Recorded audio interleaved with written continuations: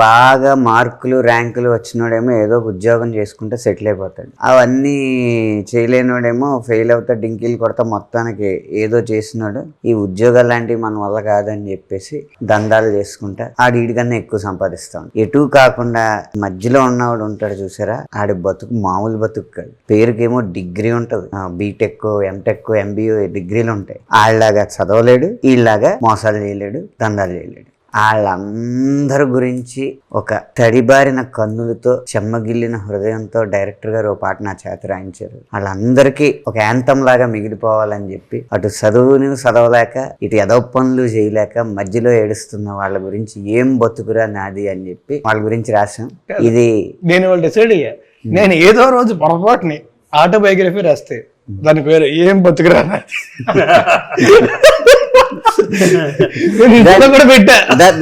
దాని కింద కామెంట్ కూడా చిన్న అక్షరం తేడాతో ఏం బతుకురా నీది. మీరు సిచ్యువేషన్ చెప్పినప్పుడే అనుకున్నాం, మేము అందరం ఫీల్ అయ్యే చేసాం సాంగ్. నేను మాట ఏముంది కానీ సిచ్యువేషన్ ఏంటని అడిగాను. చాలా వరస్ట్ సిచ్యువేషన్ సార్, మీరు సిచ్యువేషన్ ఏం చెప్పారో చెప్పండి. చెప్తే చాలా వరస్ట్ అండి సిచ్యువేషన్. ఇంట్లో ఏమో పోరు, గర్ల్ ఫ్రెండ్ బయటకి వెళ్తే స్టోరీ గురించి నా స్టోరీ గురించి అడగట్లా, సినిమా గురించి చెప్పు. అదే చెప్తాను.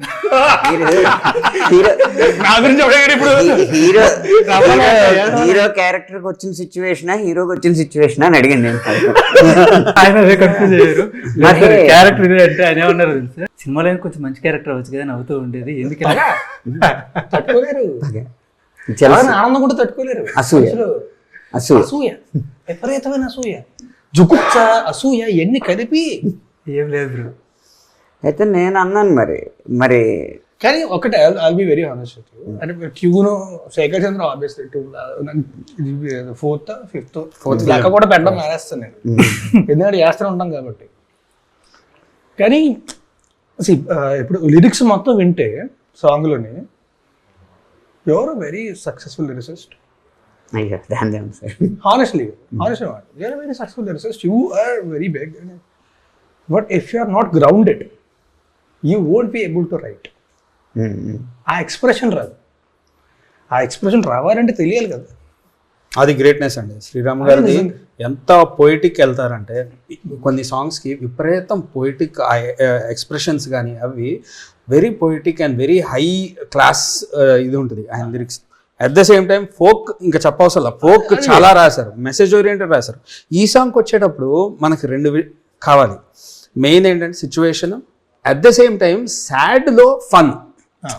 సాడ్లో మనం సాడ్ సాంగ్ చేయట్లా, it's a depressed song. Depressed enjoy చేయాలి అంటే రెండు ఎక్స్ప్రెషన్ ఉంటాయి కదా.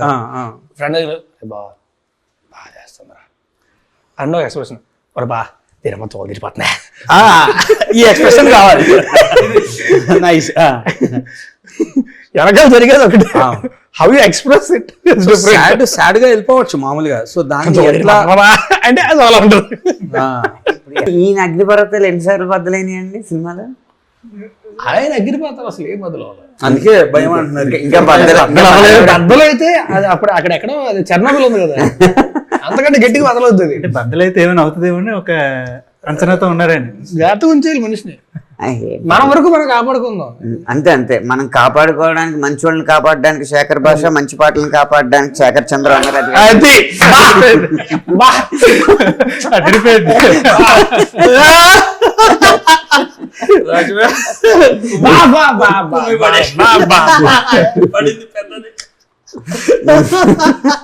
మీకు లోపల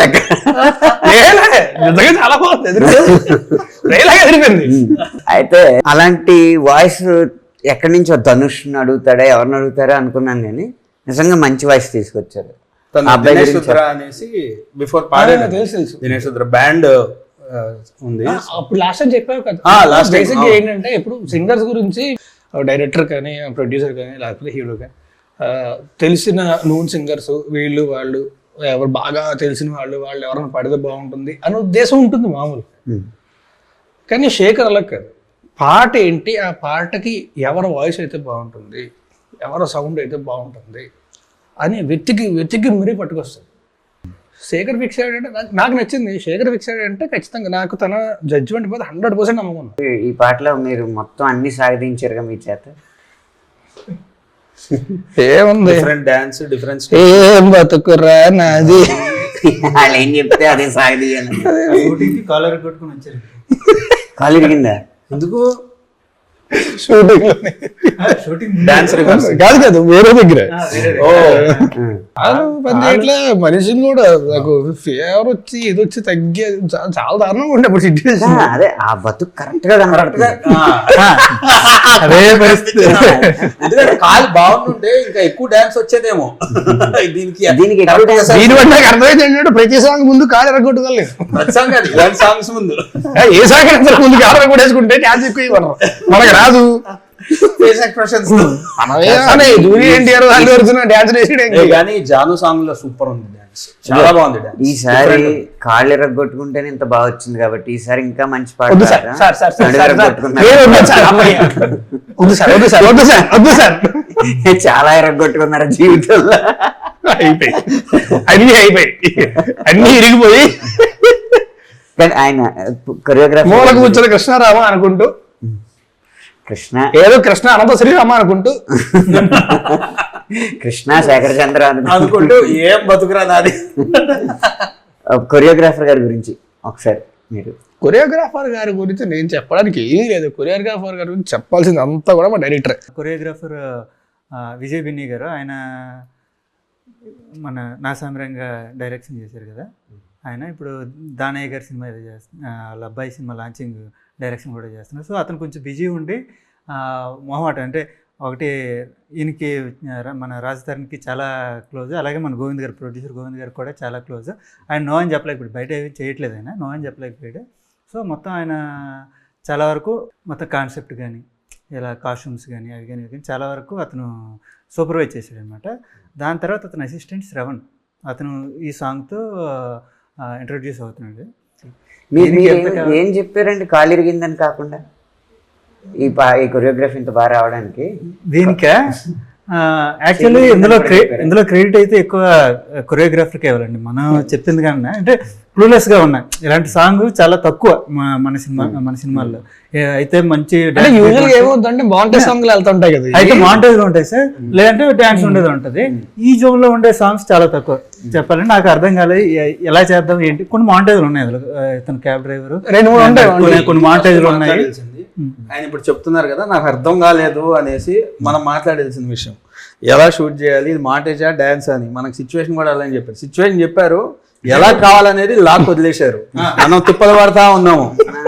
నిజంగా రాజుభయ్య, అన్లెస్ శ్రీరామ్ గారు ఏం బతుకురా నాది అని కాయిన్ వేసే వరకు అది రెగేనా, ఓకే స్లో, ఇట్లా అట్లా వెరీ సాడా, లేకపోతే కొంచెం వేరేగానా అని దాంట్లో ఉండి రకరకాలు చేస్తూ తలలు బలు ఒకటి వేశారు. ఏం బతుకురా నాది స్టార్ట్ అయిపోయింది పాట. ఇంకా ఏం బతుకురా నాది అని one day I finish the song with చరణం, backing and everything. 2-3 days it took. దాని తర్వాత ఇంకా బెటర్మెంట్ చేయడం అదంతా ఇట్ టుక్ టైం. బట్ ఆ హుక్ ఏదైతే 2 రోజుల ముందే వచ్చేది, ఆ రోజు నా క్లారిటీ వచ్చింది. డైరెక్టర్ గారు ఎలా షూట్ చేయాలి ఏంటి ఆయన క్లారిటీ తీసుకున్నారు. నేను చాలా సాంగ్స్ ఇచ్చాను రెఫరెన్స్. ఒకదానికి వెళ్దామని ఎందుకు మళ్ళీ నా ఫోన్ పట్టుకెళ్ళిపోతే కష్టం కదా.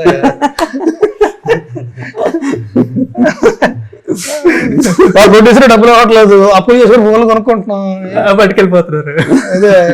అదే పరిస్థితిలో ఈ సాంగ్ పెట్టాము. ఆయన అడ్వాన్స్ సార్ ఫోన్లు అయితే పట్టుకెళ్ళగలరు సార్, ఎవరైనా పాస్వర్డ్లు పట్టుకెళ్ళగలరా? అంతే కదా, ధైర్యంగా ఉన్నాం. తొడగొట్టే చెబుతున్నా అనమాట.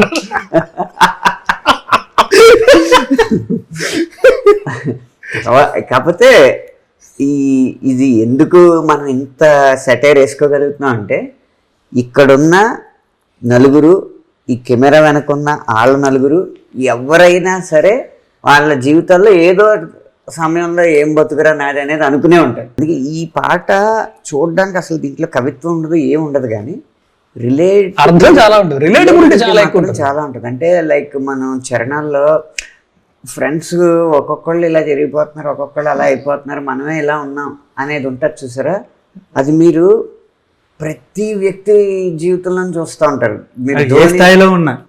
నా బెస్ట్ ఫ్రెండ్ వైజాగ్లోనే ఫోన్ చేశాడు, సాంగ్ విని పాట విన్నారా ఎలా ఉందో ఆడికి ఏంటంటే వాళ్ళకి మొత్తం బ్యాచ్ అంతా కూడా వాళ్ళకి ఏంటంటే మోడస్టీలు తొక్కలు తోలు ఏమి ఉండవు, ఫిల్టర్స్ ఏ ఉండవు.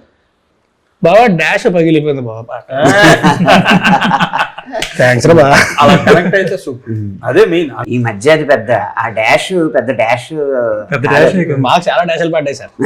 ఇప్పుడు మేము డాష్ల గురించి చాలా జాగ్రత్తగా చూసుకోవాలి. ఎంత అందమైన మనిషి ఎదురుగా కూర్చుంటే వాళ్ళ ముందు బూతులు మాడడానికి కూడా మనసు రాదు. Thank you. న్యూస్ పెట్టండి బ్రో, న్యూస్ ఛానల్ పెట్టండి మీరు. పెట్టేద్దాం పెట్టేద్దాం అండి, పెట్టేద్దాం, ఇద్దరు కలిసి పెట్టేద్దాం. పక్క 4 రోజులకి సరిపోయి తప్పిస్తారండి.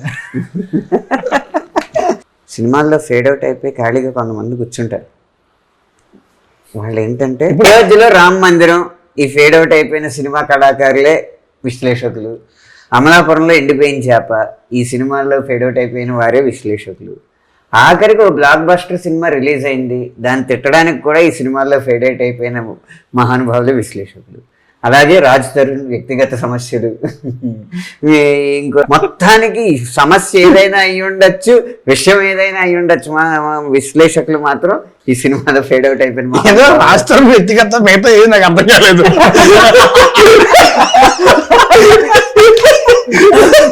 చివరాఖరికి నేను చెప్పొచ్చేది ఏంటంటే వాళ్ళ గొప్పతనం ఏంటంటే అన్ని జరిగినా కూడా ఏం బతుకురా నాదే అని అనుకోకుండా విశ్లేషణకు వచ్చేస్తారు. అది అది అది గొప్ప, అది వాళ్ళ గొప్పతనం. యాక్చువల్లీ ఇది నిజంగా కొంచెం ఆలోచిస్తే చాలా డెప్త్ ఉంది అందులో,